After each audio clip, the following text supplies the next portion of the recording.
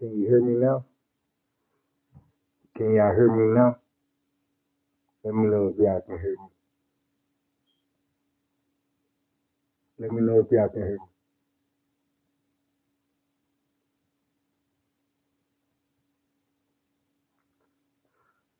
Let me know if y'all can hear me now.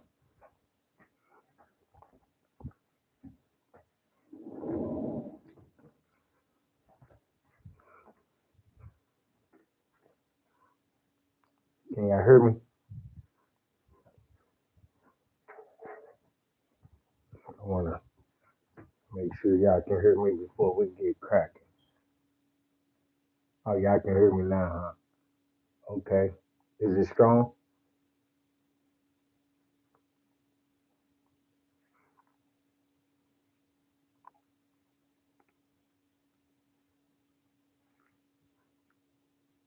Is it strong?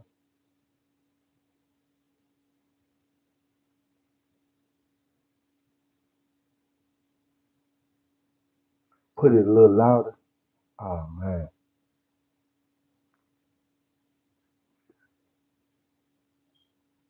Wow. Should I just do a turn the volume up? Let me put both of these in. I don't know if that's better.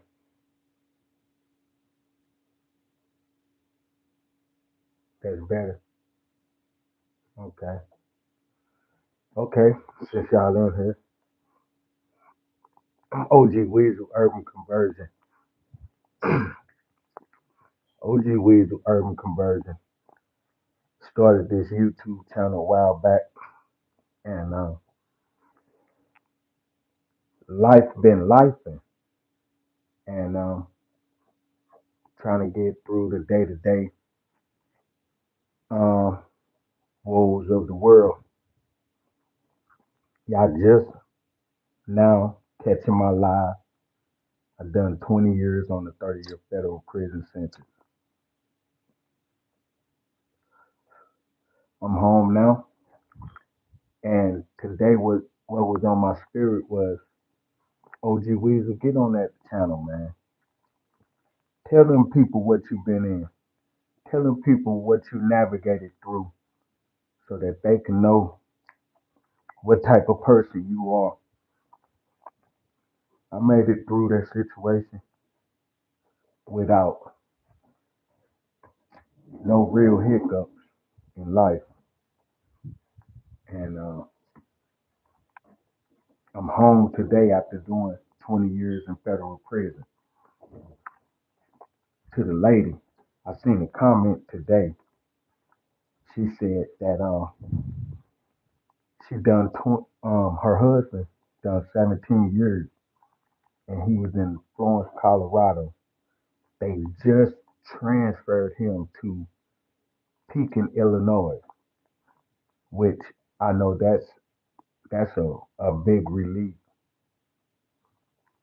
Him coming from the USP down to a FCI. His mentality going to be a little tight at first, but once he realized that the imminent threat is not as high as it is in the USP, it's going to be a lot of relief on just him as a person and for his family, because I'm quite sure that him being in Florence, Colorado, they got the USP and they got the ADX up there, and from her saying that he was in Florence, Colorado, that was had to be the USP because you don't come from the ADX down to a FCI. It just don't work like that. After you come out of the ADX, you have to do a 18-month program in the smooth program just to go down back to a USP. So just know it's hard as hell getting out of trouble. That's what my mom used to tell me. It's easy to get in trouble, but it's hard as hell to get out of trouble. And I ain't realized that till I had a 30-year federal prison sentence at the age of 25 years of age. Not getting home, not making it home till 45 years of age, doing 20 years. So I wanted to come on here and talk to the men and the women that have family members that's in this situation, that's going through that situation, that have been involved in that situation. I'm here to tell you firsthand, doing 20 years of my young life was traumatizing. I'm talking about day to day traumatizing, and it's still affecting me now. I have anxiety, PTSD, uh, all type of ailments. I've self-diagnosed myself with that.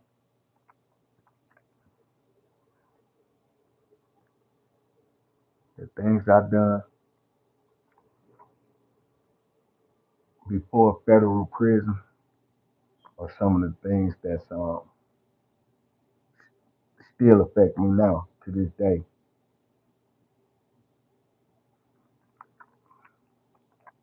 I'm just looking at some of my videos that I put up when a Hoover crip get assigned to my cell off the bus. I did that video about 4 years ago. Say 4 years ago, and I'm gonna tell these stories because, ladies, when y'all young sons get trapped in this web of illusion, it's a web, it's an illusion. When your sons and your daughters get caught in that web, and the federal government get them on their radar, it's pretty much nothing you can do to help them. Your sons or your daughters can be running the streets, and I'm gonna tell these stories raw and uncut. We have to break the cycle. The generation that's going to jail right now, um, it's a heightened urgency to break that cycle of this street life. I was one of the guys that got caught up in the era, in my era, because it was a war on drugs, and they was able to use any type of years that was suitable for them to try to break people. Oh, okay, we're gonna give you this 30 years. Um, tell us about this. Tell us about that. Tell us about this. Tell us about that. That's why they conviction rate so high.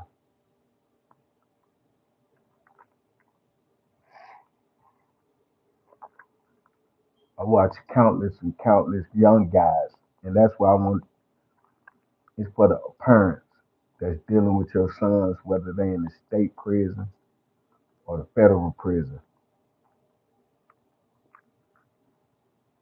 It's a lot of illusions that they're gonna be faced with. Situations gonna arise that they're gonna have to make decisions because once they go in, there's no guarantee that they will make it out of that situation. And I'm telling you firsthand, I watched it. I watched it firsthand. I watched young men come in strong as hell, fit, coming in, young, strong, fit. I watched one of my homeboys run, was running, jogging, not jogging, but was running in his shower shoes to get to the shower or something. slipped and fell. Now he in the wheelchair for the rest of his life. So the way you come in don't mean you're gonna come out the same way you came in, and that's a known fact.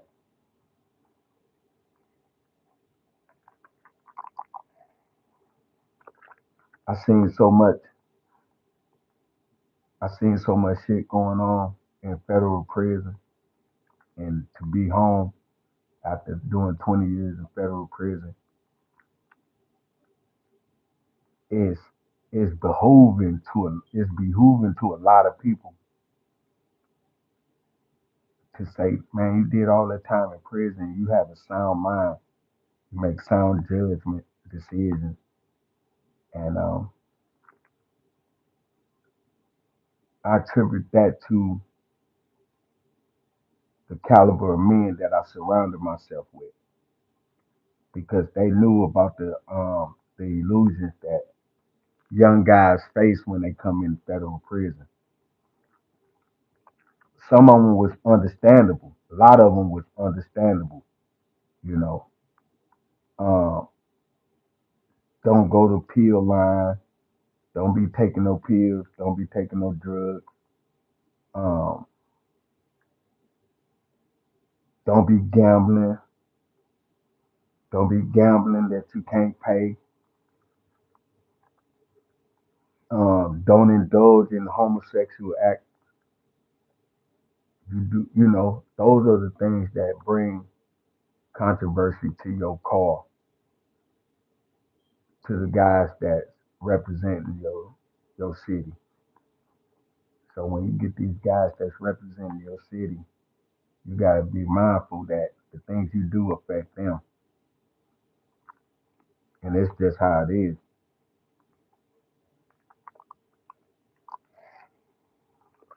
My life's so complex. I could talk about prison stories all day long, right? And the seriousness of it is the shit that I done before I went to federal prison. The things I was doing before I went to federal prison. I didn't just land um, in prison. My lifestyle before prison contributed to either getting killed or going to prison ever since I was young. Uh, Not to point the blame on my upbringing, my family, or nothing like that, because certain choices when I could have made um, better choices in my life, I didn't. You know, the opportunities that I felt like I could have, could have, could have seized at the moment, I probably didn't. Uh, Not to beat myself up or nothing like that, but St. Louis was a small, very, very small city. It's like a crab in a bucket. Um, it's a lot of hate, a lot of backdoor in this generation now. So parents, I'm talking to the parents that got the 25-year-olds, the 27-year-olds, the 28-year-olds. I'm talking to y'all. And even I'm talking to the husbands and the wives that's supporting their significant others if they in prison. A lot of people don't understand that because of who I was in my youth. Oh, how you get 30 years, this, that, and the third. I trust the universe.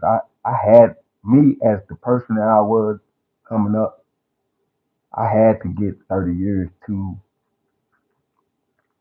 to see what I needed to see for for me to acquire the knowledge and the understanding as a man to move forward. Because I had to see that. If I would have did 5 years, 7 years, 8 years, or something like that, coming home from federal prison, uh, it was 100% guarantee that I would have been more worse than I came in because of the caliber of people that I met. The people that I met early on in my life would would have ruined me because I had access to a lot of different things. It would have ruined me. And like I said, I had to, I had to go through that to acquire what the knowledge that I needed to withstand the pressures that I'm facing now. This, this, this stuff that out here in the life, man, it's water under the bridge for real. I don't pretty much let too much get to me, but I do get sidetracked with a lot of nonsense that's going on. One thing federal prison done for me was give me a mental disconnect from society and how society do things, just the whole scope of life, the trends, the I'm constantly watching people not work together, blowing their money, not investing, nothing to solidify a solid foundation for the future, especially for the children behind us, the grandkids. And I'm speaking from a older person that's been through it, the street life and prison life. And I'm here today to tell y'all my story. Man, if y'all haven't subscribed to the channel, subscribe to the channel. Subscribe to the channel. Uh, so my mind be racing so many when I think about this street in this federal lifestyle. I'm gonna open up more and more about my street endeavors, shit that I was doing that set the stage for me to get on the radar. Not just because somebody told on me, you know. My cousin, the one told on me. Do I blame him? Do I fault him? Um, it's a lot of mixed emotions with that, you know. It's a lot of mixed emotions with that because I understand through my journey that everybody not gonna be where you at. You want that for people. You want people to be um, tough like you are. Take shit across the chin when when it don't really relate to you. That's just how the streets is. But when things don't go your way, you still gotta look at it like everybody ain't built like that. But I guarantee you, I had to get 30 years in federal prison to be where I'm at right now. I mean, I can isolate myself from people, and that's easy to do. I can cut people off at an instant. That's easy to do because I was trained to do that from being isolated for so many years in federal prison. I can cut everything off mentally, especially dealing with uh, people, you know.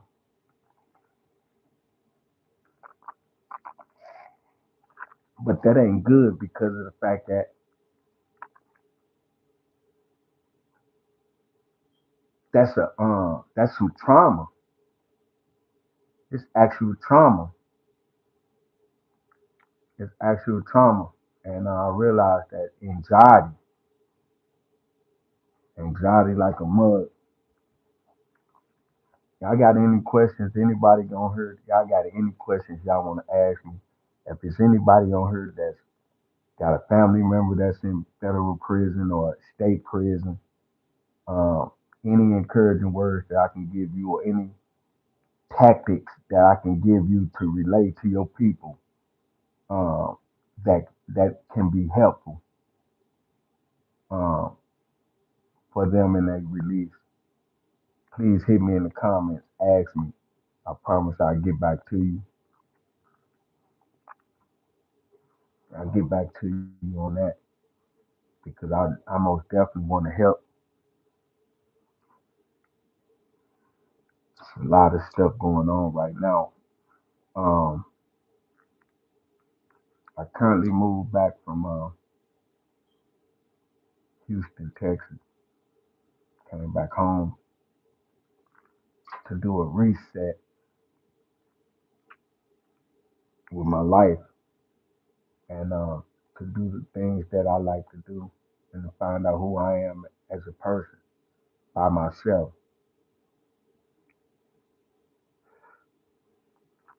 And that's what I'm on. Um, I'm gonna get a little more personal with a lot of with with some things, right? Really talk about my street endeavors, so you'll understand that when talking about federal prison stories or whatever, whatnot, you'll understand like, well, this young dude was doing a lot in the street.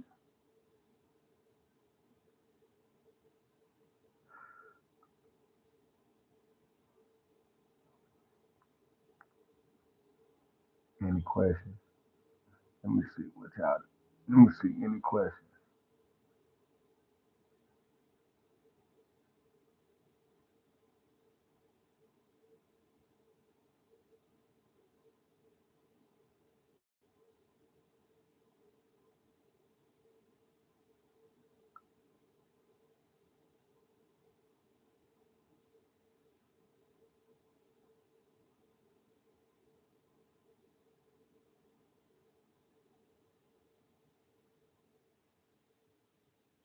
Oh man.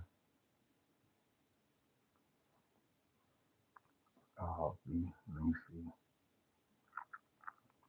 Oh V. I'm glad. Let me talk to you about this. Now let me make you feel a little better a little bit. Let me tell you my little story. Get ready. You still there? You ready? You still there? Let me know you still there. Okay.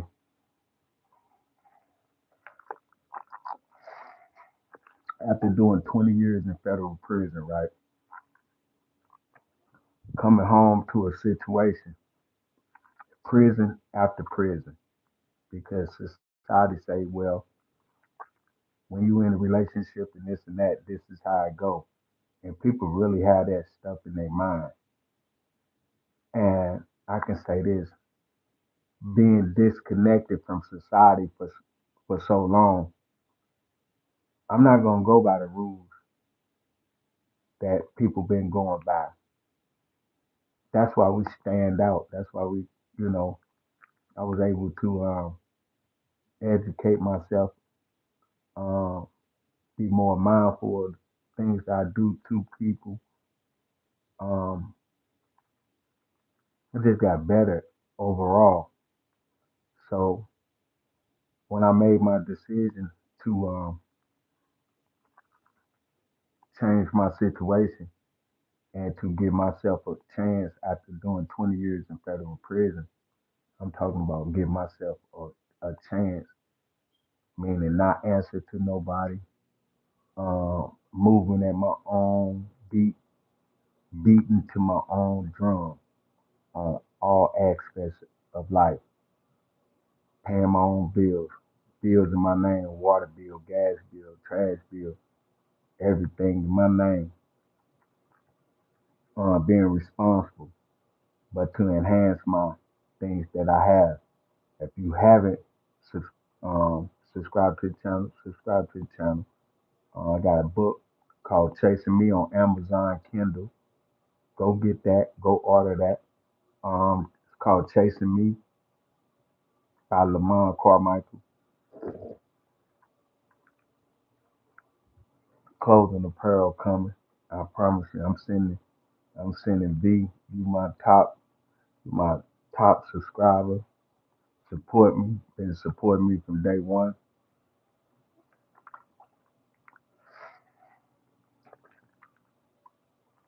Uh, Being lonely. I think I'm chasing my success more than wanting a companion at this moment. Not unless I can really get a companion that's really head over heels on building my brand. Cause I ain't never been stingy. Um, I just wanna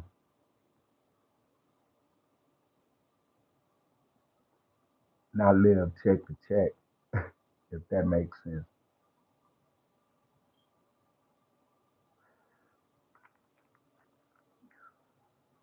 So anyway, after coming back to St. Louis, after coming back to St. Louis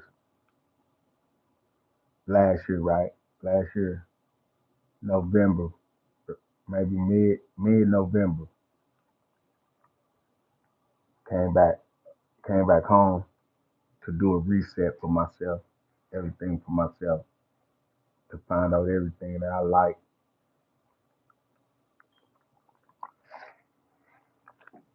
go to the store for myself, see what I like to eat, see what I don't like to eat, you know, moving in life like that. I want to know everything what I like. I want to find out who I am on this side of the fence because I had to be several different people in that federal prison. I had to be several different people. I had to be a bad guy, I had to be a good guy, I had to be a mediator, I had to be all type of shit. Let me see.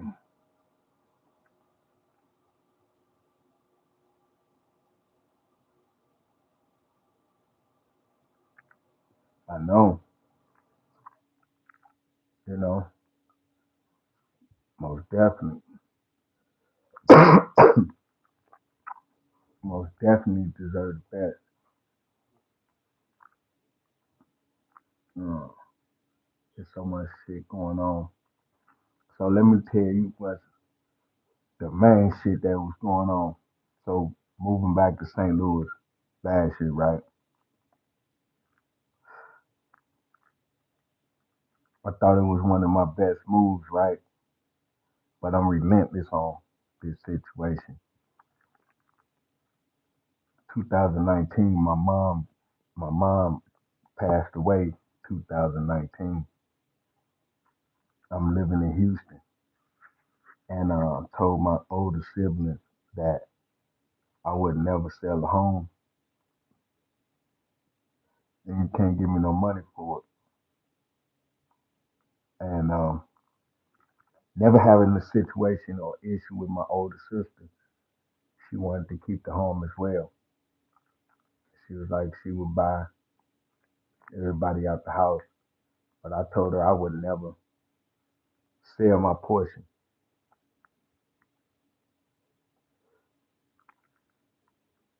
but we was gonna keep it. And if I ever needed to utilize it, it was an option for me to utilize that. And she been giving me trouble since last year on renovation, on the construction of the house.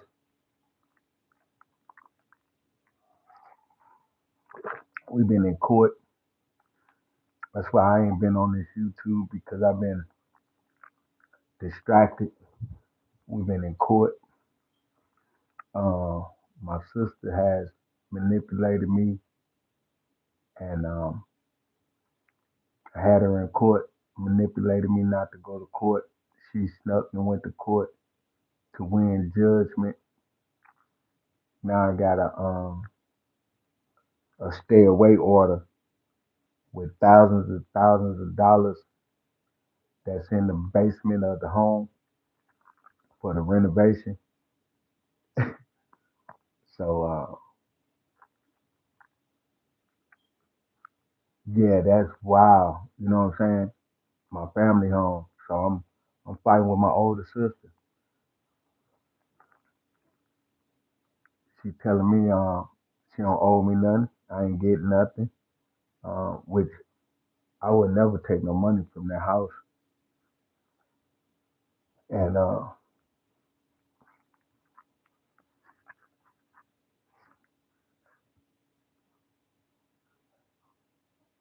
man, I'll go outside right now.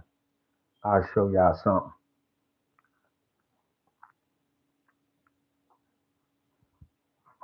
I'll show y'all something.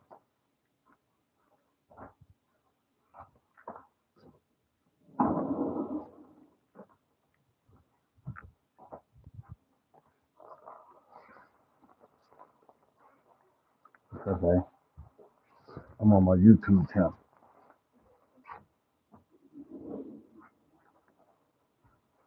Yeah, so we I'll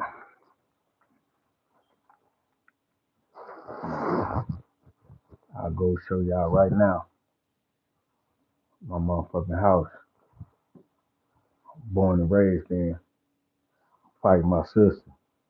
This shit got me so motherfucking mad, y'all. Um, I gotta go sit down and go to the library, write up a motion. I gotta go write up a motherfucking motion. This my hood. Let me light my black right quick.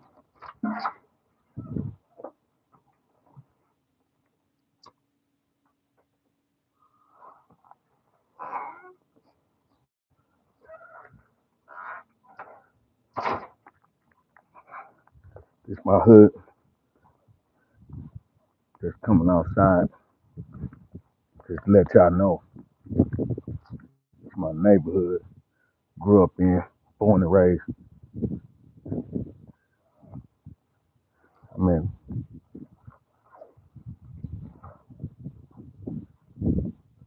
right here at this lamppost. Right here. On this lamppost right here. Right here. I call it 30-year federal prison sentence. I was born and raised in that house right there. I'm fighting my sister. I'm fighting my sister about this house. Her and my niece. My niece moved in the house. I made it to my niece be able to move into the house, right? She tell my sister she don't want me there. So my sister turned dark on me.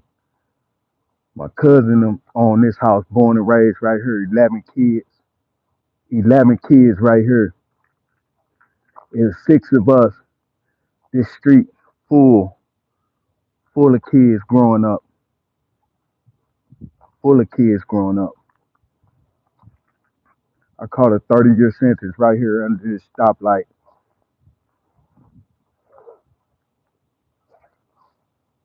Right here.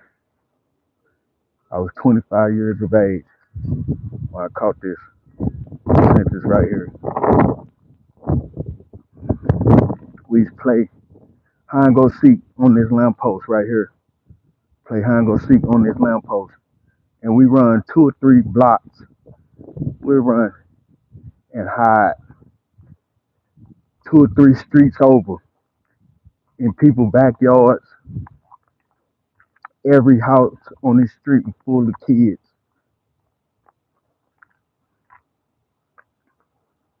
Just want to let y'all know, let y'all see. This house right here grew up in this house right here as well. We own it now.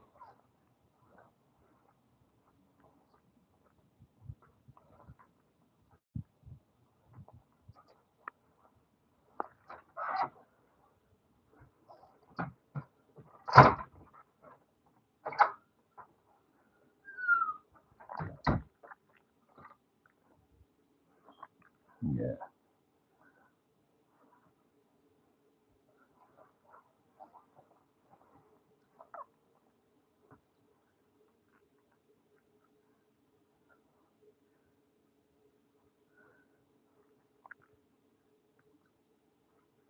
You see,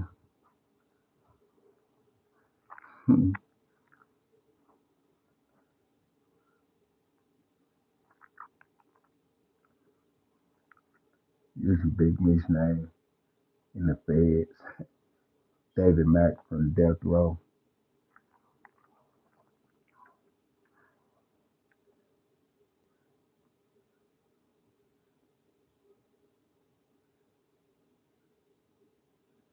Bloody Beaumont to clean up is real. That's when they kill somebody. Cleaned up the room. The DC blacks and the Mexicans. Notorious. Talking about epic battles. There go my big homeboy. He did 26 years straight federal prison.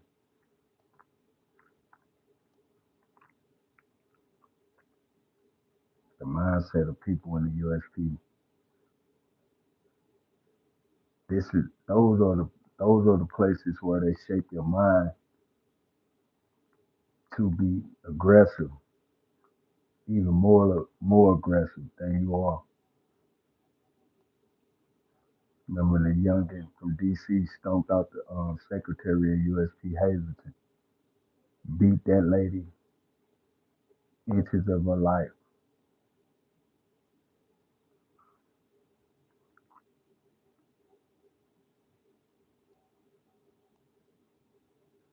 I ain't selling nothing. I ain't gonna sell it. It ain't the amount of money that can give me for that home that I showed you. There's no amount of money that I can take for that home. None. No amount of money that I can take.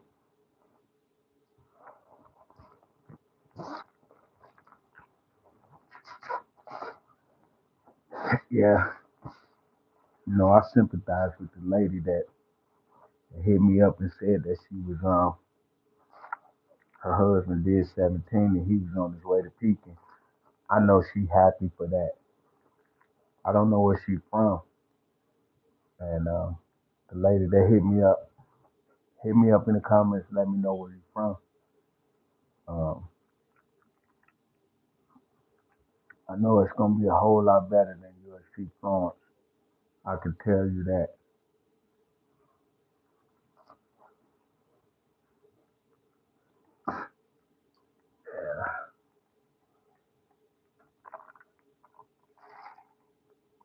I've been trying to get a cameraman to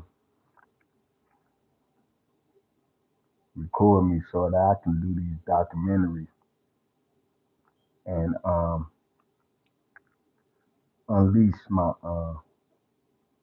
stories, my upbringing, and I don't want to have to carry and hold no camera.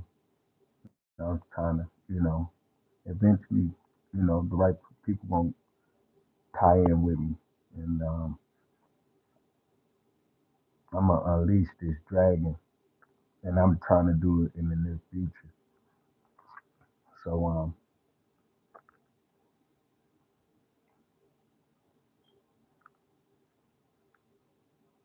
just know that I'm looking for a cameraman right now, cause I'm gonna start off with a story about my little cousin. I'm gonna do a story on my little cousin. He OD'd from the chemical fentanyl. He OD'd from that shit, and he's my right hand man on the street my whole life. He's my cousin too. His mom is my first cousin, so we grew up together, and we grew up like brothers. I could depend on him. He could depend on me. Um, Actually, when I went to federal prison, he had went to the state prison. I think he had done maybe like 3 years on the violation that he had. And I called home several times throughout my journey. He had been in and out several times, and he was home. He was alive when I made it home, and I'm still affected by his death. You know what I'm saying? I'm a cool, but I'm gonna unleash my street version of OG Weasel. But I'm gonna start it off with him because it started off with him. My first criminal mental thinking, just to give you something, a little bit of what's in store when I start talking about my little cousin, the myth, the legend, the leader. Um, we have been we born we blood relatives from birth. That's we blood relatives from birth. And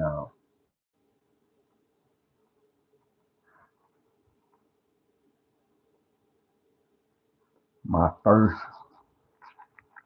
my first criminal mental thinking to go against all odds was with him. He was in juvenile. This was our first encounter, and I'm giving this to you guys right now, to you B. I had to be in the maybe the fifth or sixth grade. I had to be in the fifth or sixth grade. I know I was in elementary school. Our elementary school went up to sixth grade before we went to junior high. So I know that I was in elementary. I remember coming down the hill from elementary school, and I made it down to. I'm gonna show you these areas when I revisit this story because I'm really trying to get a cameraman in the next week or two to start this documentary, um, to unleash this my street endeavors. Um, I remember getting down to the Mr. Brooks auto body shop at the end of the hill, coming from elementary school, and out of nowhere, my girl cousin Melissa pulled up, popped up, and said, "Weasel, laying on the side of Betty's store." And I was like, "What?" Like laying on the side of Betty's store. And I was like, "What? You for real?" Oh, she like, "Yeah." So I go on the side of the store. He on the side of the motherfucking building, side of the candy store. And I'm like, "What the fuck going on?" He's like, "Shit, fuck them, fuck them." I ran, I ran. Um, they took us to the barber shop.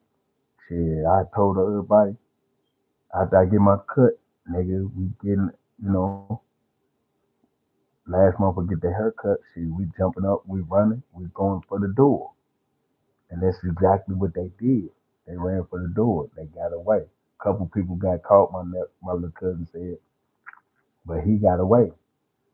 And never forget this shit. We ran around the neighborhood that evening to about 5 or 6 o'clock that evening, straight out of elementary school. Not even going to nobody house. We probably went over a few little homegirls' houses in the neighborhood, a couple homeboy houses. You know what I'm saying? Looking for a sandwich, looking for a noodle to cook after school, something. So after that, we go to my house. I I harbor him. I harbor my little cousin for at least 2 fucking weeks at my house in my mama basement. But he was going his mom. I'm gonna show you his house too on on my video when I do the documentary on him. I'm gonna show you his home too. His mom went to work 11 to 7 or some type of hours or got off at 11, and he had a few sisters. He had it was Alicia, Thesey, uh, and Melissa. Three sisters and him. Three sisters and a boy. And the oldest sister was Alicia. She wasn't about a year or two older than me, maybe a year and a half, maybe 2 years older than me. But we kind of was rambunctious, and she couldn't do nothing with us. She couldn't do shit with us, you know. So my little cousin would come to the house. We'd get sandwiches and pieces of chicken that they cooked earlier, and go and do our thing. You know what I'm saying? Sleeping in my house. You know what I'm saying? Sleeping in my house, hiding. My mom don't come to the basement at night. You know what I'm saying? So we was able to get away. I don't know who the hell convinced him to go home. I think his mom uh, knew that he was running around, and she convinced him to go back. And he went back. He went back, got out. You know what I'm saying? And that was the start of our street shit. I was in elementary school, just harboring him, going against everybody, everything to harbor him. And that was the first start of our union of togetherness because no matter what we went through in the street, it was me and him. And on the cool, that street shit, that gangster, that tough man shit, that shit's even after all this time right now. I come around certain areas, certain people, I make them uneasy because I done a lot of bad shit, a lot of wrong shit to people. And but that's just the cycle I was in. But I'm gonna talk about my crew. I'm gonna talk about my real street crew, and I'm gonna tell y'all some real street stories. And I lived up to the name OG Weasel. Well, I wasn't the OG Young Weasel. I was just Young Weasel then, but I lived up to the name of Weasel to its full potential.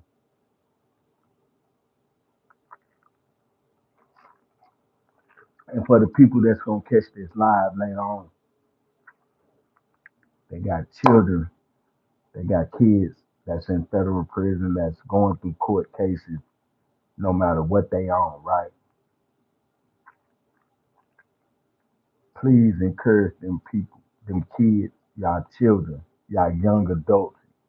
I ain't gonna say y'all kids. Well, y'all describe them as kids and babies and all of that because once they get in that penal system, y'all realize that that court system is designed to set up to drain you financially, you know.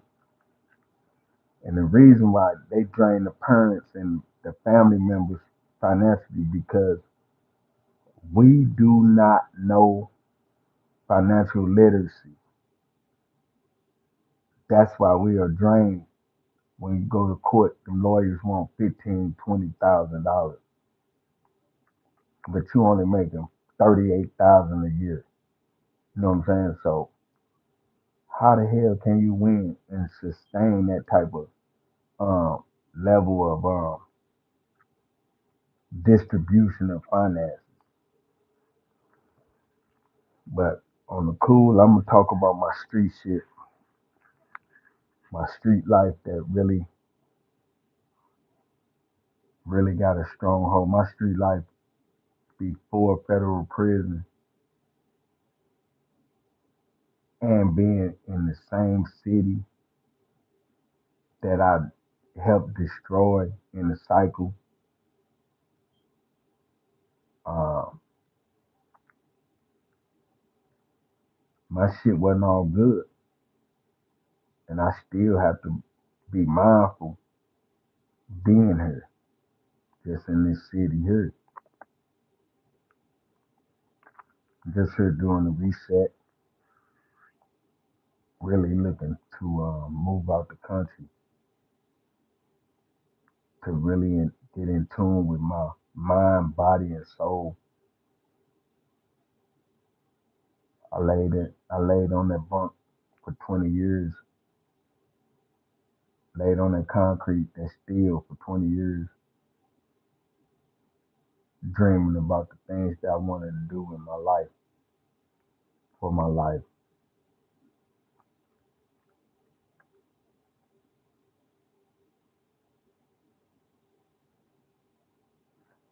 You know, let me see. Let me ask you some of these questions.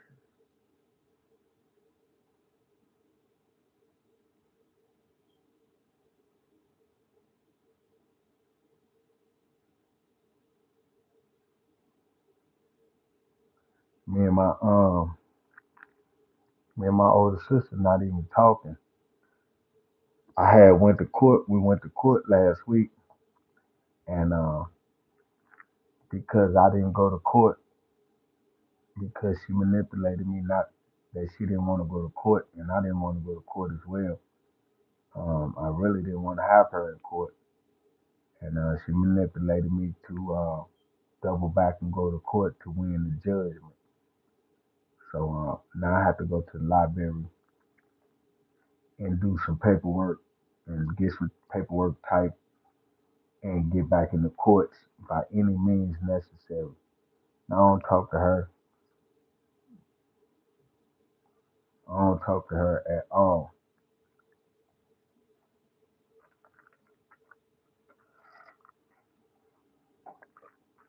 I don't talk to her.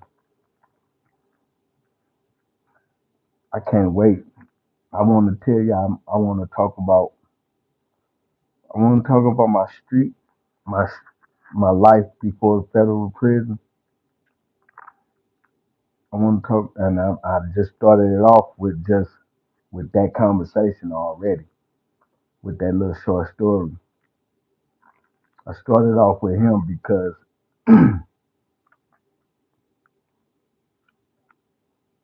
you gonna see when I tell certain stories. I'm gonna talk about everything. Nothing exempt. Nothing exempt. Uh, that's concerning me, my lifestyle, things that I've done, things that I'm not proud of, and I'm gonna tell these stories because if you have a young person in your life, parents that's showing these type of behaviors, we have to try to find out some type of outlet to give them so that they don't fall victim to having 30 years, 40 years in federal prison, and it's sad, and I don't want that for them, because I already know the illusion that they walk into. That people they gonna give you everything in the world to distract you from the things of your purpose. They already stopping the reproduction. They already taking that away off the table from good men, heterosexual men. They taking that off the table, saying you won't be able to produce no strong man like you. You know what I'm saying? That's their tactic. Then they gonna promote homosexuality in this situation to make it. They gonna condone that. You know what I'm saying? Uh, then they gonna go. They gonna tell you take this vaccine. Take this vaccine. They're gonna call you over to medical to give you a fucking tetanus shot or a fucking TB shot. How you need a TB shot and you excluded from the whole world? These are the things I got in trouble for in federal prison because I wouldn't take no more shots. The initiation going into the process, yes, you take that shit because you don't know no better.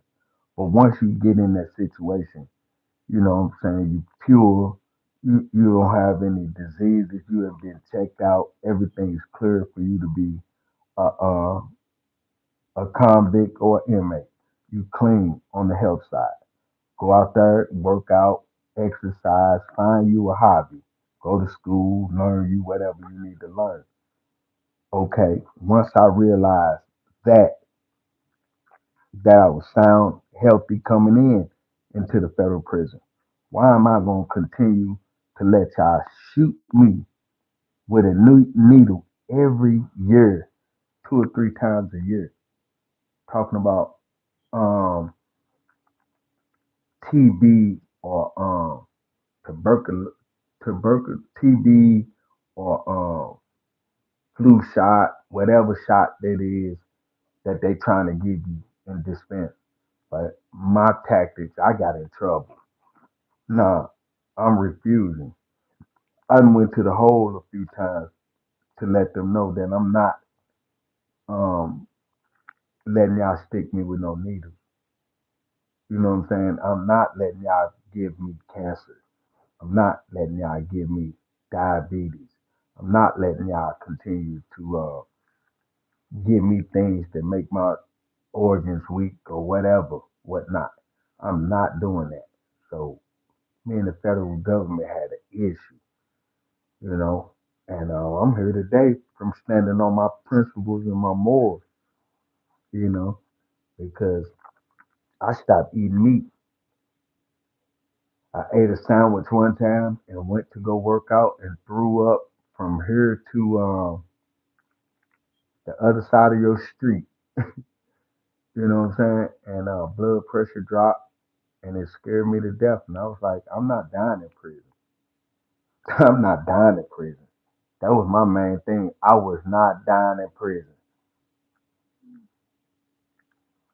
I was not dying in prison. So I stopped eating meat because I wanted to stay healthy. And I knew whatever they was dispensing out wasn't good for you. You know, it's not good for you. And I wasn't going for it.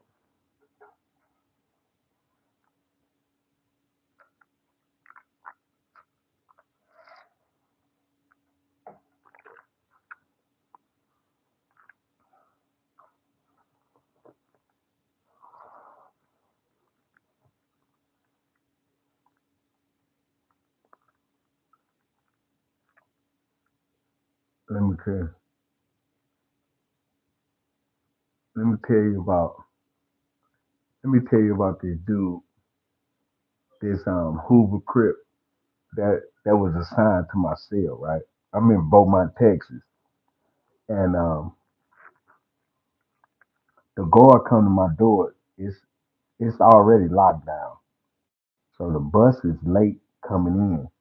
So the guys over in RD that just got off the bus, and we on lockdown. It's probably about 10 o'clock at night, 10:30. I think they locked down at 9:45 or something like that in Beaumont Medium.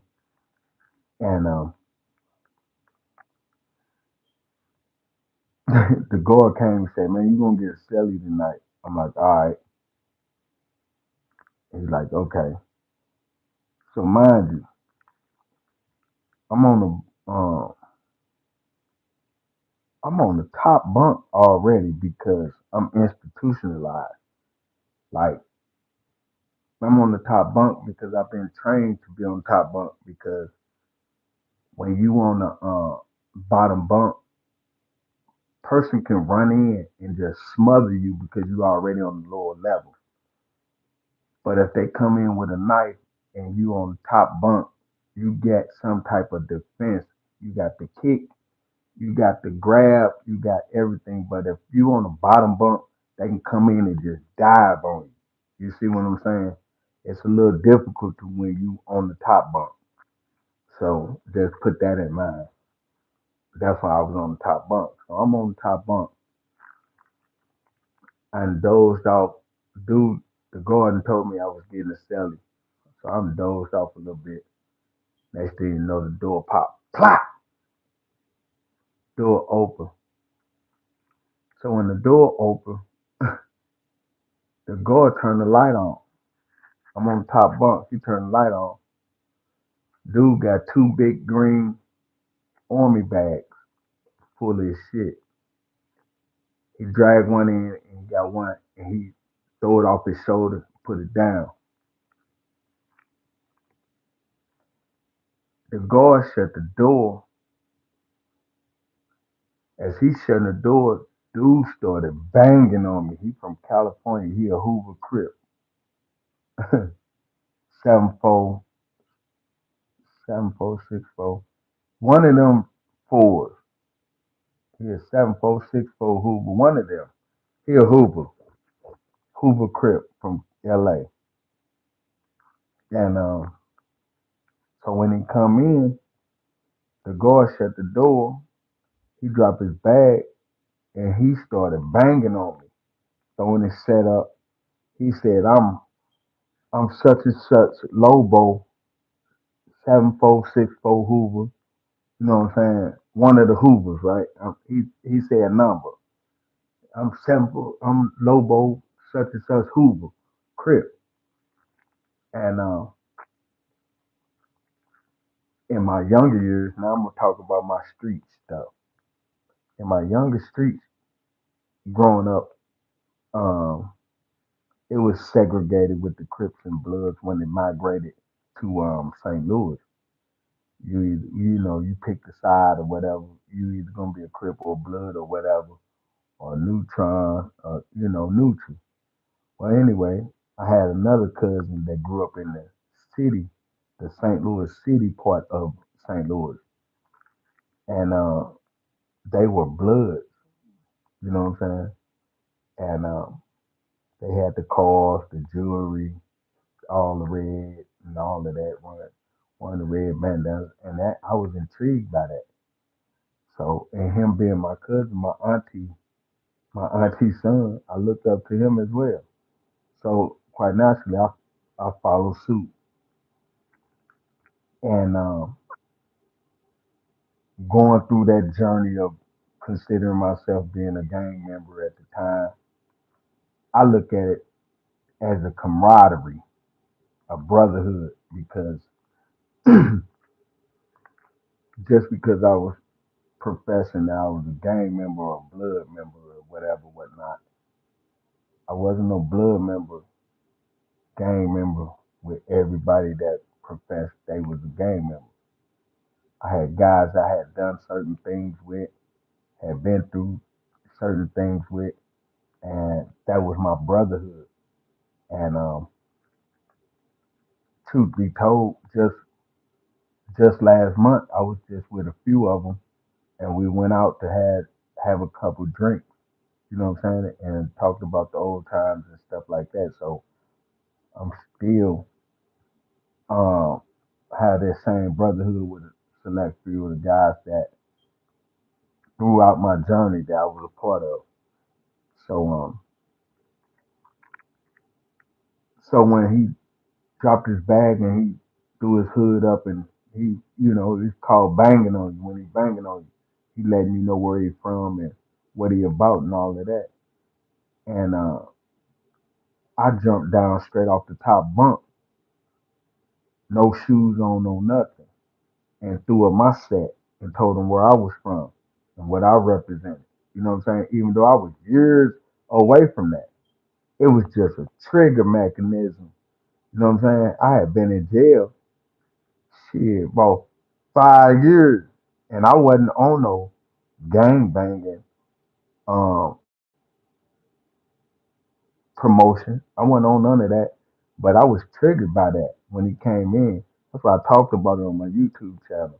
When the who, I was triggered by that because that was I knew that if I cowered out in that situation, I was gonna have to cower out all the way through as long as he was there. You know what I'm saying? And I wasn't into cowering out. Still not. Not to this day. Not then, not now. So I jumped down, banged on him back. You know what I'm saying? We got a mutual understanding. And I had to check him a couple times while he was my cellie. He had a homeboy. that was from Hoover as well. That was in another unit. They used to come to the room, and one day I'm in the room chilling, and he came to the room with his homeboy. You know what I'm saying? I'm in the room chilling. I'm writing. I'm writing a letter. I'm doing something. I'm on some calm, peaceful time. He had been out. He had been out on the yard and all of that. So I guess he had been drinking. You know what I'm saying? So you know, so he's out there drinking or whatever. And I guess he got a little full of himself. And I didn't want to kind of check him in front of his homeboy, but it was just something I had to do because of the disrespect. You know what I'm saying? And maybe he didn't realize it because he came. You know what I'm saying? Once I felt some type of way because he had came from the yard. You know what I'm saying? Came from the yard, came to the unit, and I'm in here writing a letter or doing something on some chill time in the room chilling. And he snatched the door open. Like, you know what I'm saying? He snatched the door open and but he got his homeboy standing next to him. You know what I'm saying? And I just felt like I don't know what I felt. Just to me it was like, motherfucker, what you in? Like, snatched the door open. We on the 2-man cell. It's only 2-man cell. Toilet and a sink, table. You know what I'm saying? Snatch the door open and stand there and hold the door open. He got his homeboy next to him. So when he did that, I ain't tripping that he might be drinking or whatever, cause you you still in prison. You still have to respect men at all times. You can't stop thinking when it comes to that. So when he snatched the door open, he snatched the door open. I'm talking about snatch the door open and just stand there. And when I look, and I'm like, what the fuck he on? I jump up just automatically. And I push him up off the door. I'm like, nigga, what the fuck on? What's up with you? Because I felt like he was trying to get something off. You know what I'm saying? Like I'm a little dude or whatever. I don't know if you've been out there drinking or whatever, you was out there doing whatever. But we men, and you gonna always have to respect men. You know what I'm saying? When you disrespect me, you you gonna have to stand on that. And I felt disrespected. So I jumped up, pushed him off the door. His homeboy looking at me. I'm like, nigga, what the fuck wrong with you?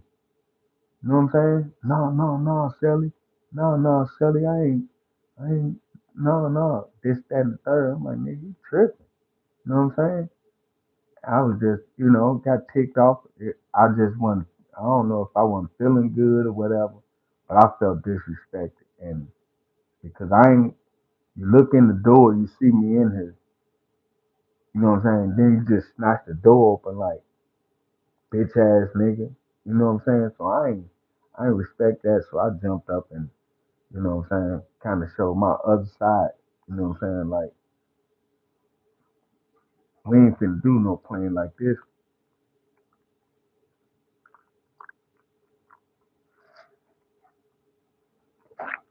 I got this. I'm gonna call this dude to see if he gonna record me. It's cold as hell. When I tell you it's cold in St. Louis right now, it is freezing. I'm talking about freezing cold. What the weather like that way?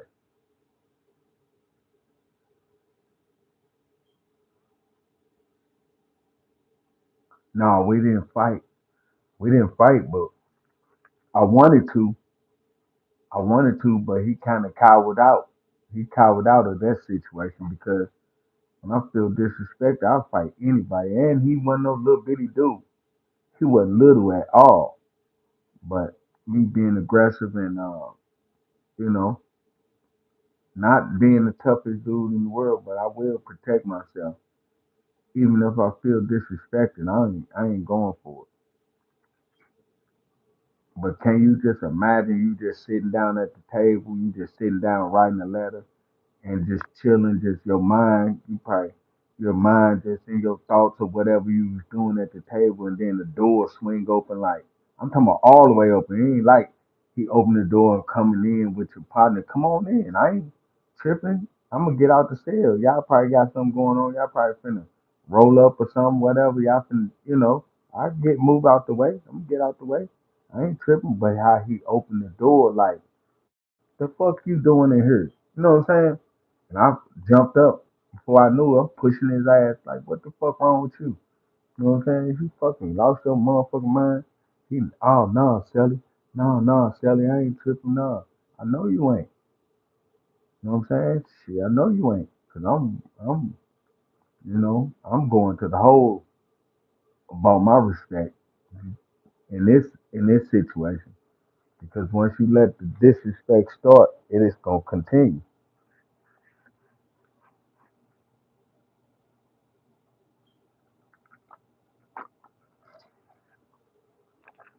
I can't wait to tell you this story about my street shit. It's gonna be some disturbing shit too. You know what I'm saying? It's gonna be some disturbing shit. Not to the point of stomach turning. It's gonna be like, wow, you was bad, bad. But if there's anything you wanna know about, I need you to ask me a serious question about being in federal prison. And I know you have family members that was dealing with uh federal prison, federal and state prison, and you being Mexican, uh, and me having love for Mexicans. I'm talking about I got a brotherhood with Mexicans. I'm talking about I cherish, I really do cherish the Mexicans, the brotherhood that I acquired along my journey. I really respect it. I talk to my brothers. I still, they call me from time to time. Like, yo, manito, ¿qué pasó? ¿Todo bien? Sí, mano, todo bien. All, I'm telling you, I love them. I love the loyalty, the camaraderie, the brotherhood. I love the work ethic that they produce with each other. And I wanted to mimic that. And if I can get that to get mimicked, it'd be beautiful.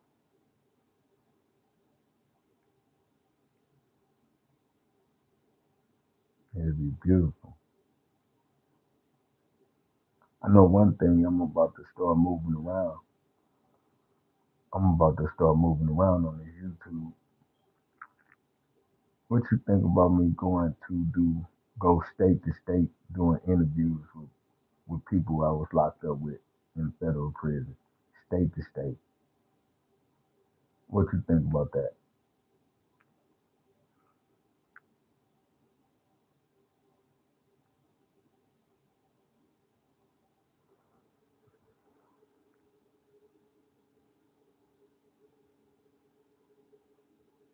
Okay, yeah, because I'm really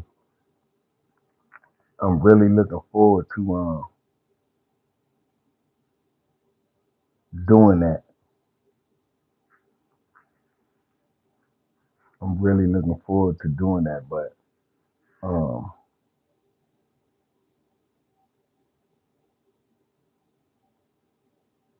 I'm just trying to make sure that the finances on track. I need to get some things in order um, financially. I got I got thousands and thousands of dollars tied up in the renovation of my family home. I got so much um, money tied up in that, buying beds, um, and the upkeep of the house, windows, I got everything. See, man, the whole year I've been wrestling. Part two of Chasing Me supposed to be out right now. I got a little bit of editing to do uh, for part two to put the cover on it. I already got the cover that I want on it. Uh,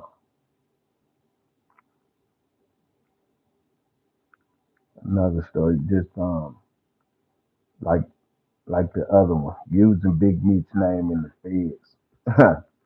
Using Big Meech's name in the feds, right? I was in Beaumont, and my celly that was from Detroit had a phone, and when the indictment came down on Big Meech, them with him being from Detroit and all of that, he kind of knew that because he was well connected, older dude, you know what I'm saying? Smooth, quiet to himself, and kind of put a little exaggeration on a lot of shit to me. But when you ain't hurting for nothing in jail, you kind of go along with it until you see certain things. But anyway, he confessed that he was with the YBI boys from Detroit, Young Boys Incorporated. He said he was one of the original people from the YBI, Young Boys Incorporated, a well-known novel from out of Detroit, you know, because book writing is kind of popularity thing in Detroit because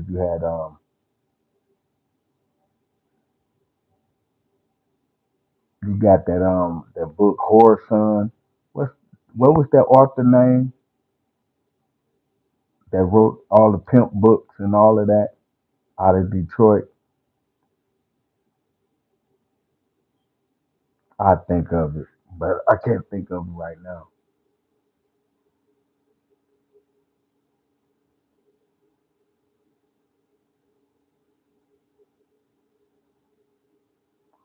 I like this stories about the rainbow. Oh man, and I want people to listen to these stories. Um, yeah, the story about the rainbow. We had the we had the rainbow in the unit named Birdie, and Birdie was an old rainbow. You know what I'm saying? The old rainbow, and didn't mind telling you what was on his mind. He'd say some wild shit to you. You know what I'm saying? He had to be comfortable with you or seeing you or you know. But anyway, uh, my celly, my roommate had 100 federal years. He home now. Charles Robinson out of Springfield, Illinois. Shout out to Charles Robinson. You ever hear this live, man? But anyway, Charles Robinson was writing, doing the pen pal writing. So when you do the pen pal writing, you writing people that you supposed to be, you looking for some companion, a woman. You know what I'm saying? He was total heterosexual male. You know what I'm saying? Didn't play no homosexual games, wasn't none of it. He wasn't on none of that. You know what I'm saying? But he had 100 federal years. And my homeboys that I played handball with, they would never come to this fucking cell.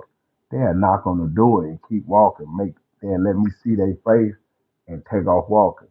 And then I'll come out, be like, "What's up, bro? Come on, holler at me." Like, shit. Come on, man. Come on, let's go play handball. I'm like, man, why the fuck you knock on the door and keep walking? Man, shit, I ain't coming in there.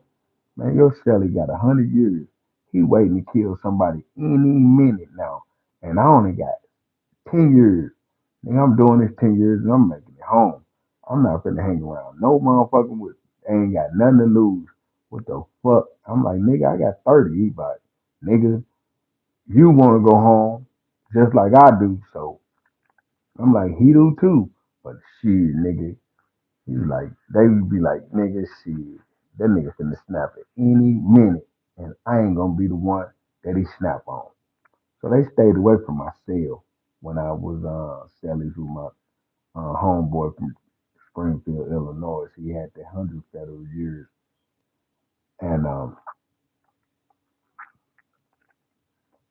he had told me one day we in there smoking cigarettes. I'm rolling up a joint. He was like, "Man, I'm gonna show you something, motherfucker, but you better not tell nobody." This motherfucker had a whole stack of these motherfucking pictures of this rainbow with lollipops in this motherfucker mouth with a 10, 12 page letter writing all freaky shit. And I couldn't believe it. I couldn't even, I looked at this shit and I couldn't even believe it. But what came to my motherfucking mind was, I said, man, I said, all these young dudes in the unit, all my little homeboys that play handball with, because I'm well known in the unit. Everybody, I go to each other, we go to each other's cell, we drink wine, we smoke weed, all that shit, right? So my crazy ass, I said, man, I'm finna get these niggas. So I said, man, can I have these pictures in this letter? He's like, yeah, motherfucker, but you better not tell no motherfucker this my shit, this and that. I'm like, all right. So he took the envelope where his name was wrote out. He tore that up, but I got the letter and all the motherfucking pictures. Now I put a picture in each. Now it's like a 10, 12 page letter. Freaky ass letter this Rainbow wrote him. So I just took, and I ain't read it. You know what I'm saying? I just read portions of it and knew this motherfucker was on. I'm like, oh yeah, got they ass. So I took one picture. It was this whole little stack of pictures, probably about 15, 20 pictures and shit. You know what I'm saying? So each letter, I put a picture, wrapped it in the letter, and folded it up right. And I did that. It was about 10, 15 pictures with wrapped in one of these letters. And I was like, damn, I got these motherfuckers. So as I did that, they popped the doors, and after they popped the doors, about 10, 15 minutes later, they gonna call child. Dinner time. It was dinner time. I never will forget it. It's dinner time too. So motherfuckers going out the unit to get their last meal. I normally go to play handball dinner time.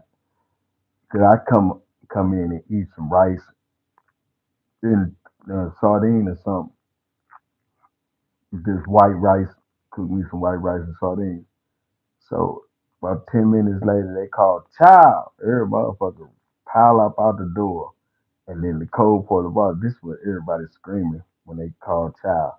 What they got? What they got? Because people are carnivores. Everybody just want the meat. The meat. What type of meat they got on the tray to determine if they going to eat or not. Chicken hamburger, turkey, pork chop, whatever it is, they want to know what type of meat it is. So anyway, they called child, every motherfucker fall about that motherfucker, right? Boom. They fall about the unit. I said, I got these motherfuckers. I let everybody go out the child. And I I'm the type of guy I can go in everybody's cell. You know what I'm saying? Ain't nobody thinking that I'm gonna go steal because I go to everybody's cell anyway. You know what I'm saying? So they called child, everybody go about the motherfucking unit. Now I got all these motherfucking pictures wrapped up in this letter. Now I went cell to cell. I went to the 10-man room, the 2-man rooms, all of that, 3-man rooms, putting these motherfucking this picture and this letter up under everybody's pillow. Cause once you eventually you're gonna run into this letter up under your pillow. I'm putting it up under everybody's pillow. Everybody different. You know what I'm saying? I put that motherfucker shit in there. I promise.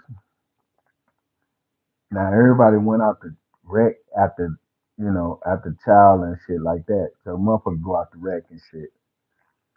So about 7:30, I come in because I don't like to wait on the showers at 8:30 because we lock down at like 9:30 or whatever. So the motherfuckers try to get their shower and shit out the way, get them something to eat before we lock down. Use the phone and all that shit. So when we come in about 7:30, you know what I'm saying? They wait till the door locked. They wait late till after they call the 10-minute move over and all of that. Man, you start hearing motherfuckers. I heard one of my homeboys come out of the cell. Hey, Birdie! That's what the rainbow name was. Come out of the cell. Hey, Birdie! Motherfuckers looking at sports, TVs, looking at the videos and shit. Motherfuckers got the TV on. Motherfuckers come out the cell. Hey, Birdie! I don't fucking play like that. You got me fucked up. I'm like, oh shit, here it go. Here it go, right?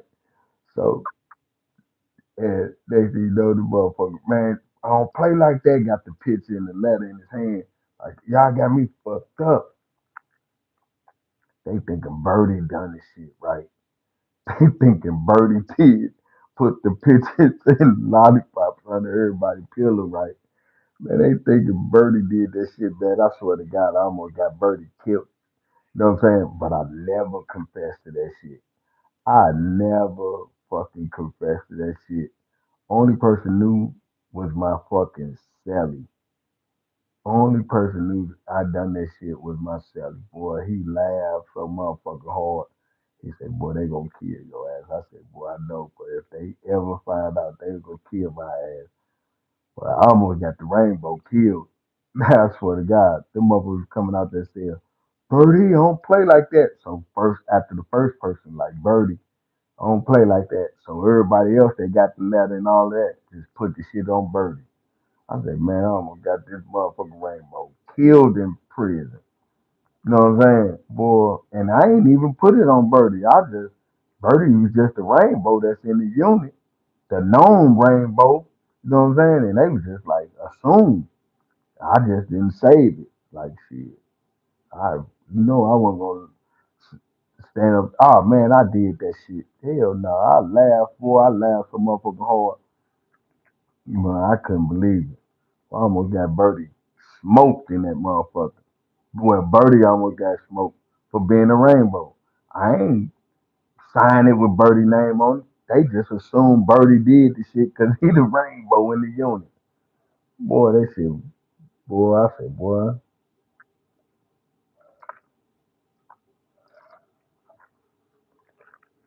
I almost done it that time.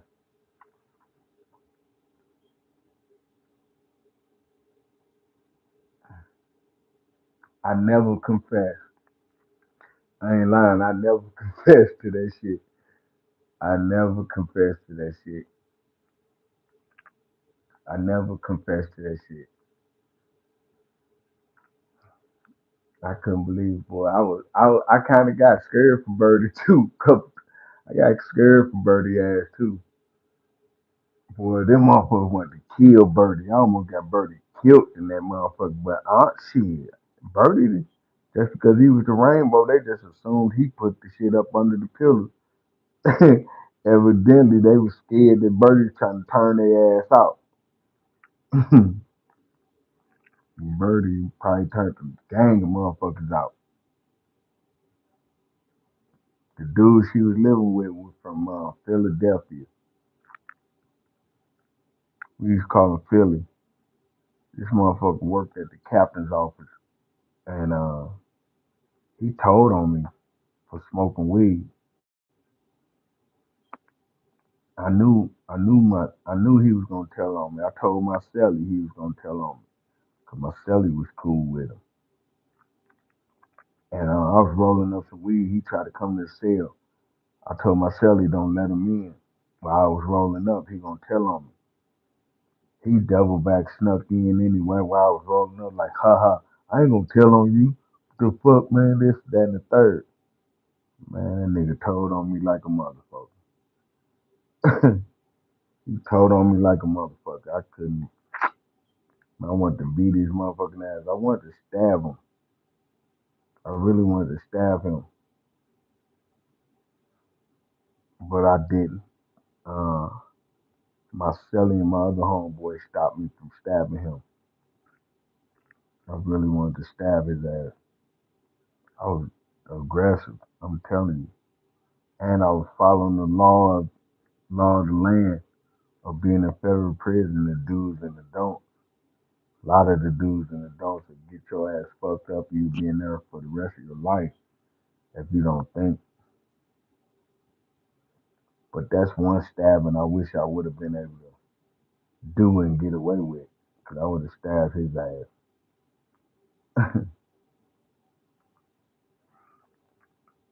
I think I was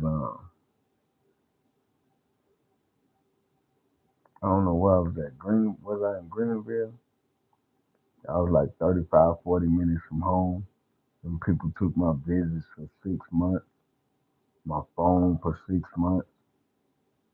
You know what I'm saying? And I was like 45 minutes from home. So that shit was like, damn. Then they took my commissary. They took all that shit across the board. And I had to do like 30 days in the hole.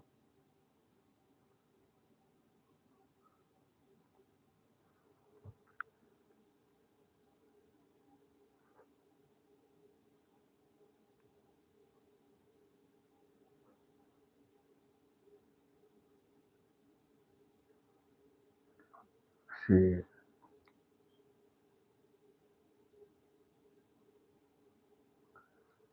I wanted to. I wanted to beat his ass, but I don't know. My first mind was like, I'm gonna stab this bitch.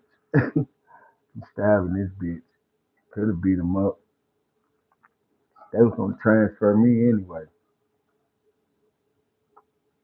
'cause I had too much time and they was scared. You know what I'm saying? I already got fighting. I already got a lot of fighting in my jacket, and got fighting in my jacket. And every jail I went to, they was always that was like something in my file was like 'cause I used to box as a youngster. I used to box a little bit, and that was in my file. So every jail they was always ask me like, Carmichael, we ain't gonna have no trouble out of you, are you? You know what I'm saying? I be like, why? You know, no, we ain't gonna have no trouble out of me. But I had a background full of lot, violence, some fighting and shit.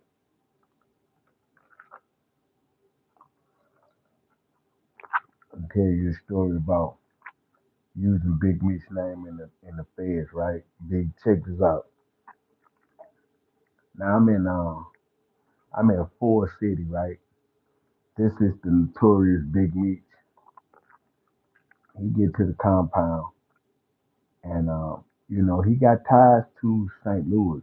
A lot of his endeavors was through St. Louis. You know what I'm saying? And he dealt with a significant amount of dudes that's from St. Louis. You know what I'm saying? I had never met him. I just only heard of him, read the book and all of that stuff. And like I said, I was in Beaumont with one of his homeboys, and his homeboys talked to him like he talked to him like he knew him personally, which he might have had. You know what I'm saying? Because my homeboy Kenny out of Detroit, you know what I'm saying, was like a well-rounded dude from Detroit. And by me being in Forest City, Arkansas, Big Meech had arrived there. And once he arrived, I really seen men as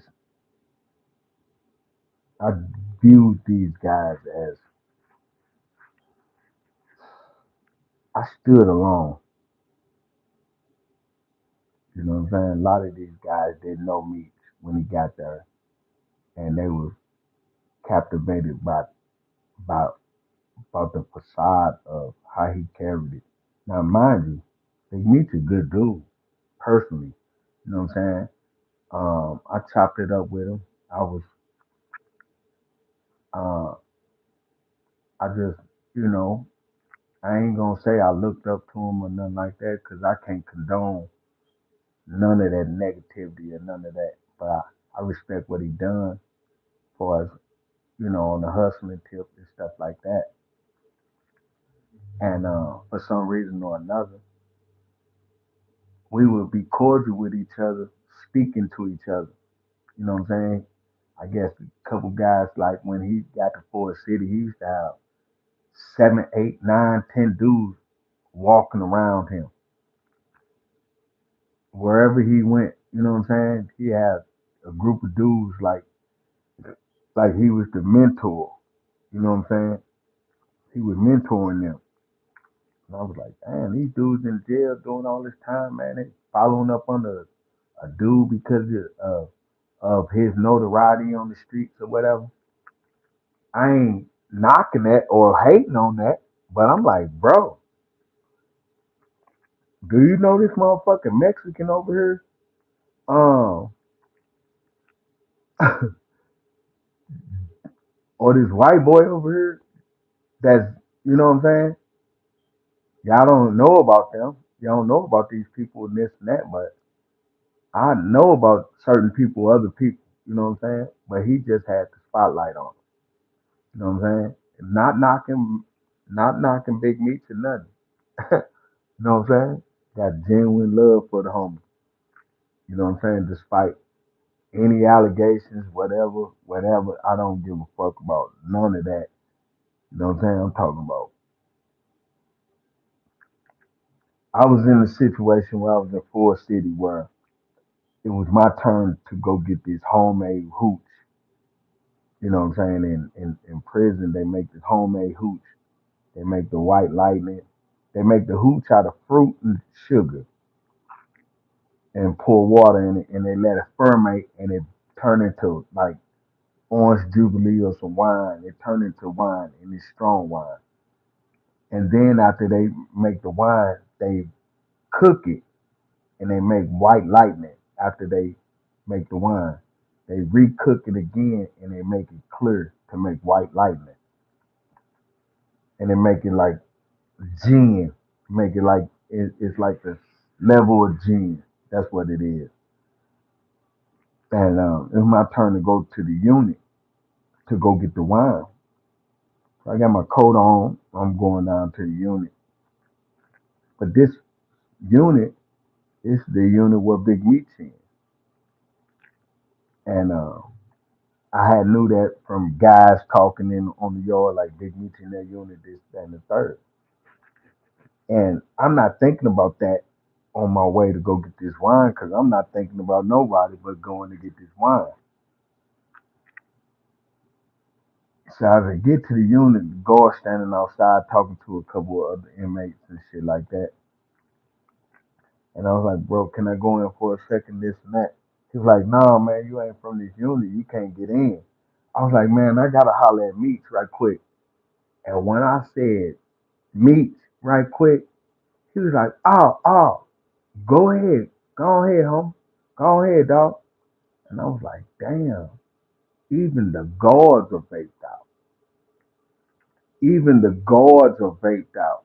You know what I'm saying? And I was just like, damn, it ain't no line of separation nowhere. You know what I'm saying? Even though I had never spoke to him, never met him at this point. I never had no one-on-one encounter with him or spoke to him or he never spoke to me. But I used his name to get in the unit. And I knew that because the guards can search you going in. If they let you in their unit, they can search you going in because they don't know if you coming in to stab somebody if they let you in the unit. And they can search you coming out the unit because you probably went in there to retrieve something. You know what I'm saying? So it's a double catch. Man, once I said I need to go holler at Meech, Meech was to the left after I had been in the unit and sat down and chopped it up with him, you know, uh, coming in the unit several times. He was to the left. I was going to the right to get the wine. I never had no intentions to go in there to talk to no Meech because I never talked to him. He don't know me and I don't know him. But I knew he was in that unit. But me thinking quick on my feet, like, hey, um, I need to holler at Meech. And they was like, oh, come on in. Man, I came up out of there with a gallon of wine. Came up out of there like a gallon of wine, got to back to my unit shaking my head. They like, damn, nigga, you went and got that shit. I was like, hell yeah, nigga. Use Meech's name to get in the building. They like, man, you lying. I'm like, shit. Even the guards baked out. You know what I'm saying? Just because his presence here.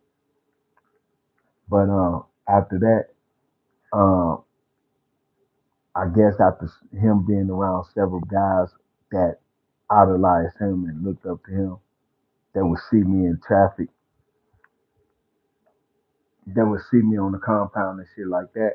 With like, what's up, Weezy? What's up, Weezy? Or what's up, St. Louis? You know what I'm saying? And eventually after that went on, so you know, even Big Meech started seeing me. He would see me, be like, "What's up, St. Louis? How you doing?" You know what I'm saying? I see him in the gym with, you know what I'm saying? "What's up, man? You all right?" "Yeah, I'm all right. We good." Like I said, I had a 30-year sentence. Big Meech had a 30-year sentence. You know what I'm saying? But I had years in on my 30-year sentence. Years in, and but like I said, I did that, man, and just to realize that even the guards was baked out for the celebrity status. But I think I talked long enough. Anything y'all want to talk about? Anything y'all want me to mention? Yeah. Even the guards respected him. You know what I'm saying? Then we got another California story. David Mack from Death Row comes to the yard. David Mack was with Suge Knight. David Mack was Suge Knight cronies that Suge Knight recruited for security and stuff like that. Uh, David Mack robbed a bank. He had robbed a bank and came to the yard. I think we was in Greenville, and David Mack had came to the yard, and I never forget. I had a 18th Street Serrano as a celly at first. When I first got off the bus, they put me in the cell with a Serrano, 18th Street. But after a few days, I moved out. But me and him stayed cordial. You know what I'm saying? I always spoke to each other. He was very respectful, and as I was to him. And when David Mack came to the yard, it was a lot of commotion, a lot of whispering and shit like that. And what's this in Pekin?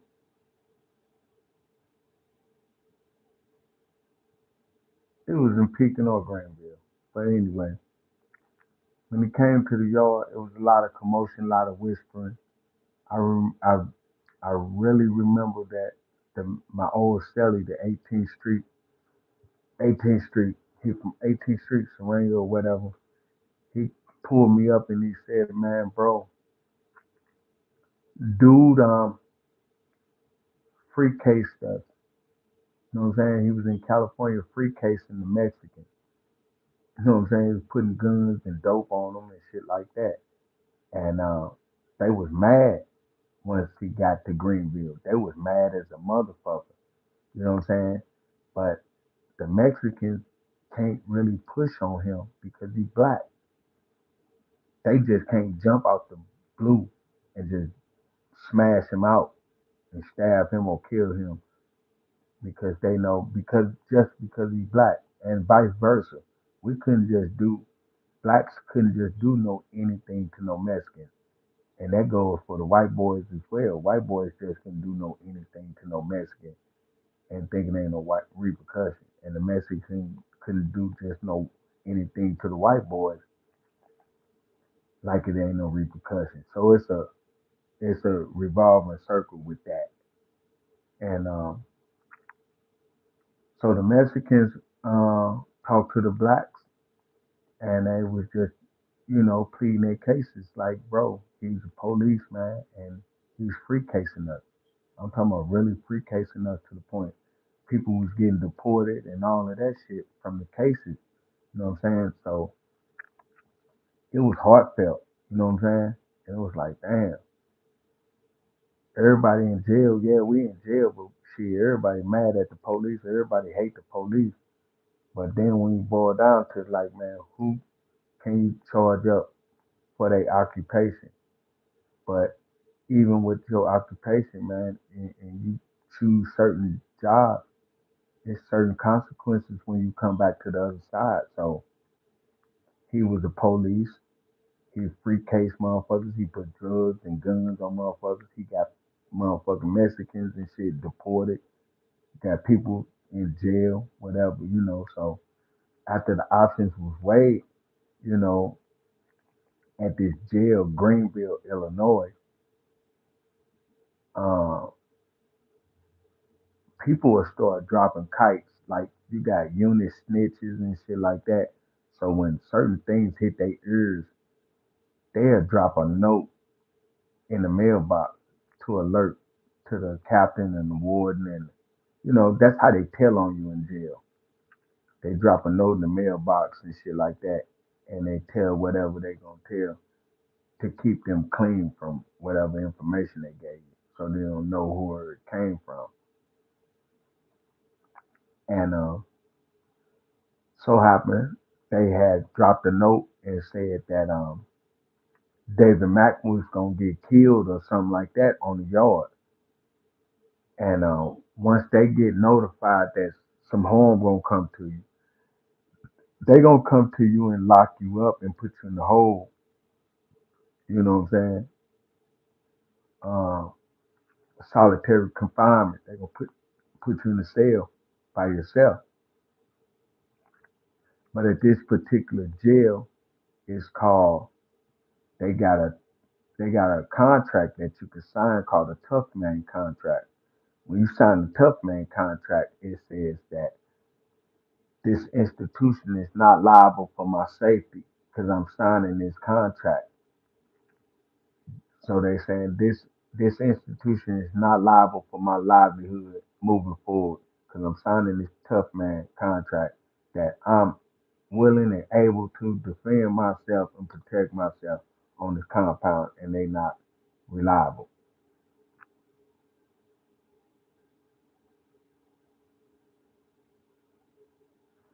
You say, yeah, the Mexican had on boots like a motherfucker. I promise you.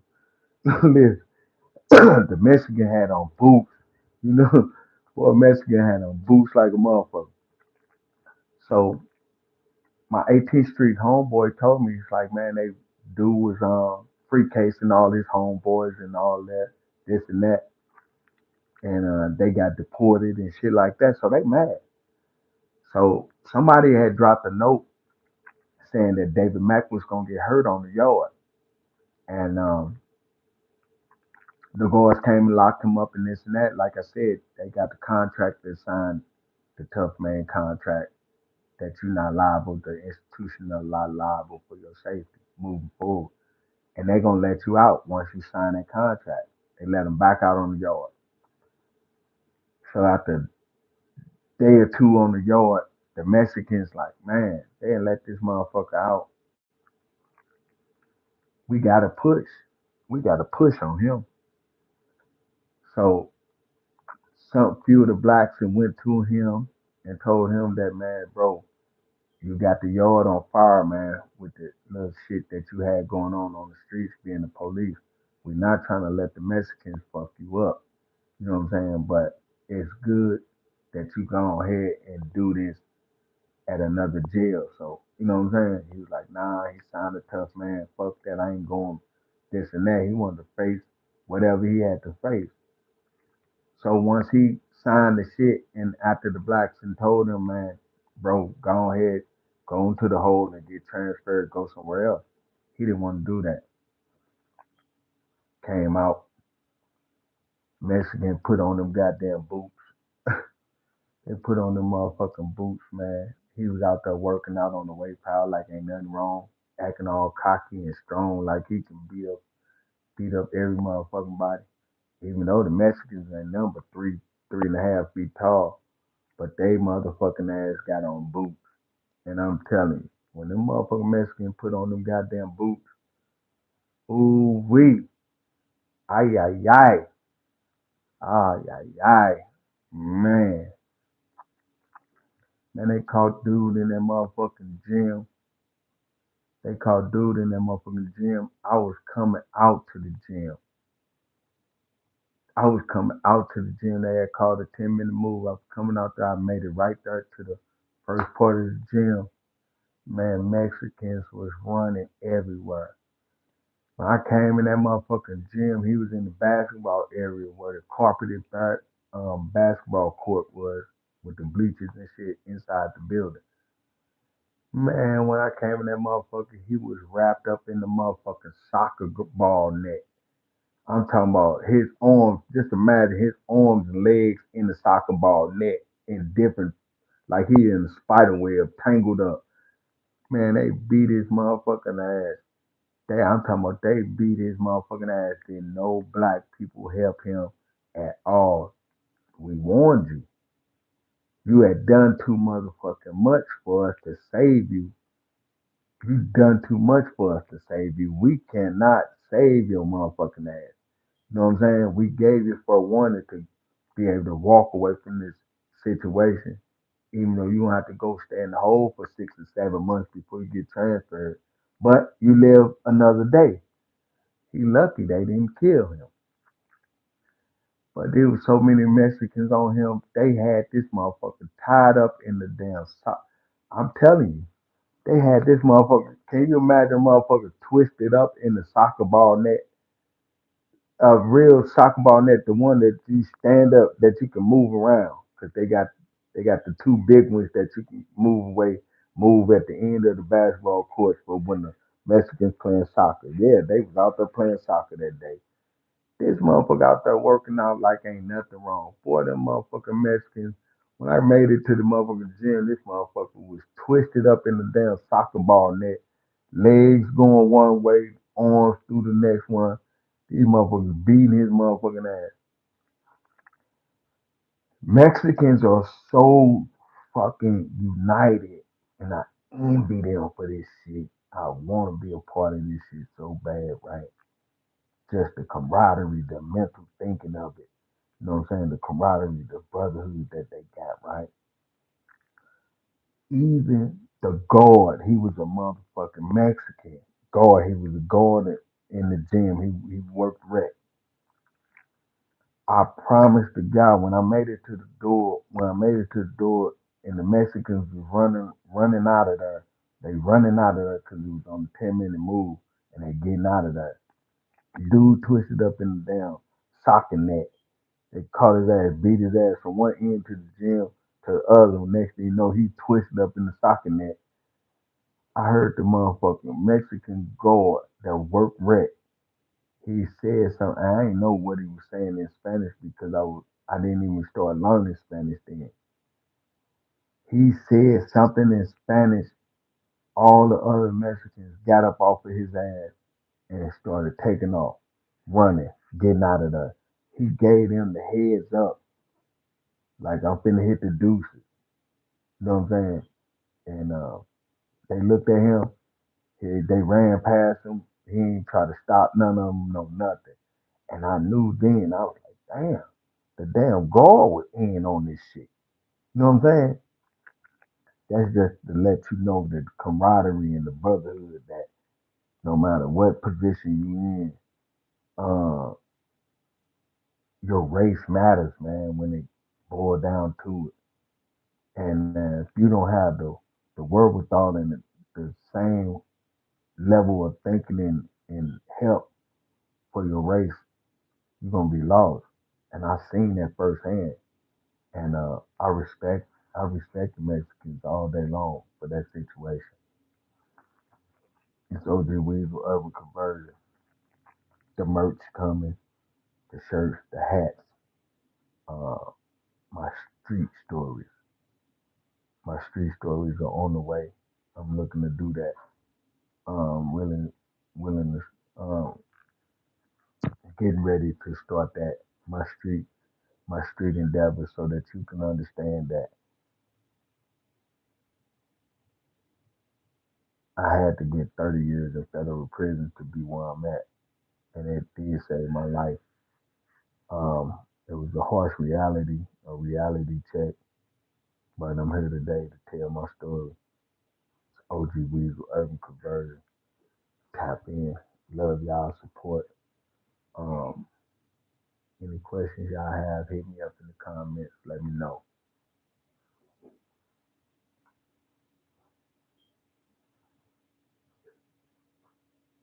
I will.